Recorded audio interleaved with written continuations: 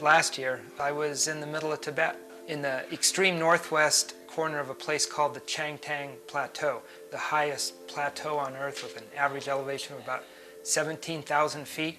And with three companions, Conrad Anker, Galen Rowell, and Jimmy Chin, we were on foot across a section of the plateau which is completely uninhabited. It's one of the few places left on Earth still without any human inhabitants at all.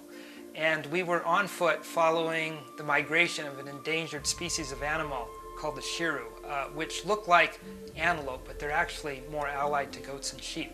And they're very endangered because they're being poached by nomads who skin the animals and sell their pelts through the black market into cashmere, where they're woven into these high fashion shawls that sell in Milan and New York for up to $15,000 to $20,000 each. And at the turn of the previous century, there were 1 million of these animals in Tibet, maybe even more. Now the herds are down to 20,000, 30,000. If something isn't done, the animals are going to be driven into extinction. And George Schaller, the famed and eminent wildlife biologist, has been studying these animals for years, and one thing he's never been able to determine was where the females each year migrated somewhere on the south slopes of the Kunlun Mountains in this completely uninhabited region. And he needed to know. He needed to know because he wanted to convince the Chinese to protect this area as a nature reserve. And he tried twice but failed to get there. So we had the idea to follow the herds on foot.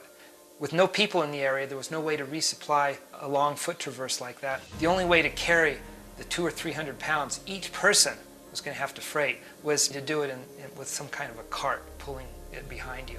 And that's what we did.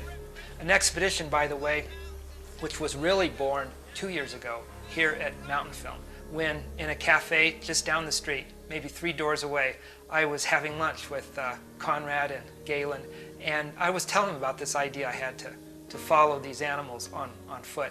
And they reached their hand across the table and said, "Let's do it."